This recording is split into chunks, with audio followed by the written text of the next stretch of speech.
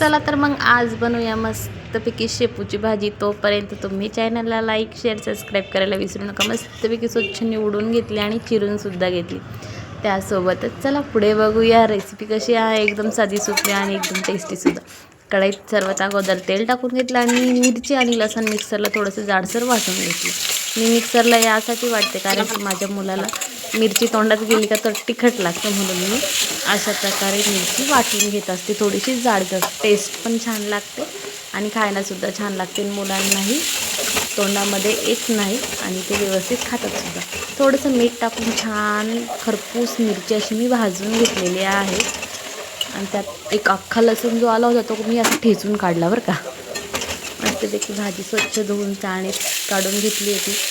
आपण मिरची छान खरपूस भाजून घेतल्यानंतर सर्व शेपूची भाजी यात मी छान मिक्स करून घेऊया आणि 1 ते 1.5 तास मी अगोदर मुगाची डाळ भिजायला घातली होती। ती सुद्धा मुगाची डाळ छान भिजून झालेली आहे, एकदम सॉफ्ट झालेली आहे। आणि अशी डाळ जर भिजवली तर आपल्याला भाजीत शिजायला पाणी टाकण्याची गरज राहत नाही।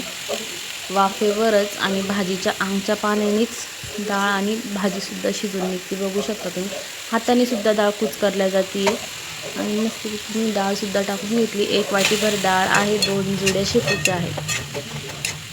मस्तपैकी छान मिक्स करून घेतलं आणि 15 मिनिटं छान असे एकदम लो फ्लेमवर मी टाकून घेतले। यात चवीनुसार मी थोडंसं मीठ पुन्हा ॲड केले, छानपैकी मिक्स करून घेतले।